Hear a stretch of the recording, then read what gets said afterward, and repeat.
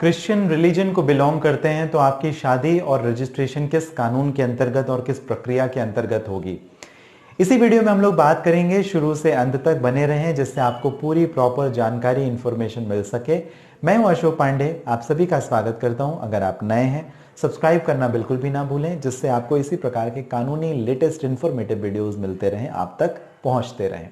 चलिए बात करते हैं कि क्रिश्चियन रिलीजन को अगर आप बिलोंग करते हैं तो आपके शादी के रजिस्ट्रेशन यानी मैरिज रजिस्ट्रेशन का प्रोसीजर क्या होगा, और अगर आप कोर्ट मैरिज करना चाहते हैं तो किस कानून के अंतर्गत करेंगे।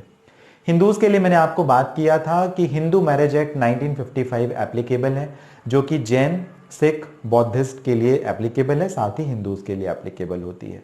और स्पेशल मैरिज एक्ट 1954 का जो कानून है वो बाकी सबके लिए, जो हिंदू रिलीजन या जो मैंने आपको बताया बौद्ध, सिख और जैन को छोड़ करके बाकी सभी के लिए स्पेशल मैरिज एक्ट के प्रोविजंस एप्लीकेबल होंगे। तो जो लेजिस्लेशन है वो कोई प्रॉपर लेजिस्लेशन इस संदर्भ में नहीं बनाया गया है। इस वजह से अगर आप क्रिश्चियन रिलीजन को बिलोंग करते हैं तो आपको आना पड़ेगा जो स्पेशल मैरिज एक्ट 1954 के प्रावधान है उनके अंतर्गत।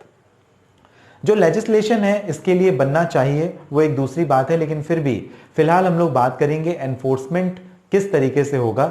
चाहे आप क्रिश्चियंस हैं या पारसी हैं या कोई और माइनॉरिटी कम्युनिटी को बिलोंग करते हैं तो उन सभी के लिए स्पेशल मैरिज एक्ट का जो प्रावधान है वो लागू आपके लिए होगा। इसकी जो प्रक्रिया है वो बहुत ही सिंपल है, बहुत ही आसान है। 30 दिन का समय लगता है। अगर आपकी शादी हो चुकी है, शादी का रजिस्ट्रेशन आपको करना है तो आपको एक मेमोरेंडम ऑफ मैरिज का फॉर्म सबमिट करना पड़ेगा। जो आपके डॉक्यूमेंट है, आपका एड्रेस प्रूफ, आपका एज प्रूफ और आपका आइडेंटिटी प्रूफ, जिसमें आप अपना आधार कार्ड दे सकते हैं, 10th क्लास की मार्कशीट, बर्थ सर्टिफिकेट दे सकते हैं, पासपोर्ट की फोटो कॉपी लगा सकते हैं। ओरिजिनल डॉक्यूमेंट सारे ही आपको लेके जाने पड़ेंगे साथ में। और 3 विटनेस, वो कोई भी हो सकते हैं, ये मैंडेटरी है।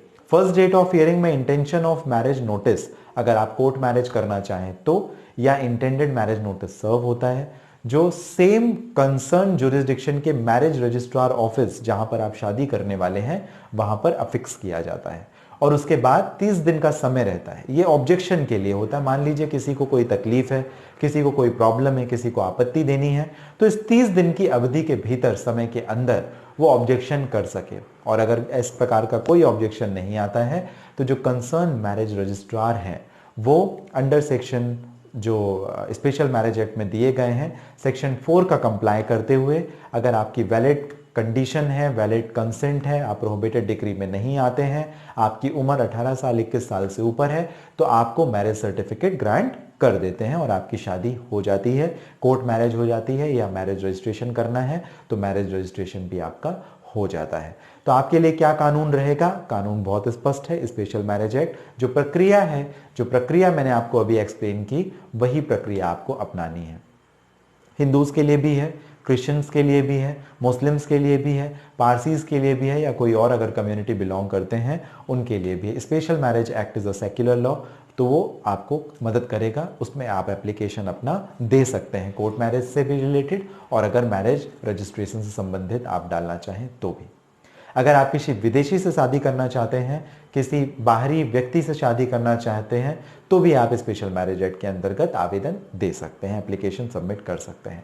आपको ये जानकारी कैसी लगी मुझे कमेंट बॉक्स में ज़रूर बताइएगा। साथ ही अगर आप नए हैं तो आप सब्सक्राइब ज़रूर करें। किसी पर्सनल प्रॉब्लम के लिए बात करना चाहते हैं तो बिल्कुल कर सकते हैं। इसके लिए अपॉइंटमेंट बुक करने से संबंधित जो डिस्क्रिप्शन में लिंक है वहाँ से आप डायरेक्ट अपॉइंटमेंट बुक कर सकते हैं। हमारे ऑफिस का नंबर भी आपको मिल जाएगा। आप हमेशा अपना कीमती और महत्वपूर्ण समय जो मुझे देते हैं इसके लिए आप सभी का बहुत धन्यवाद। मिलते हैं अगले वीडियो में।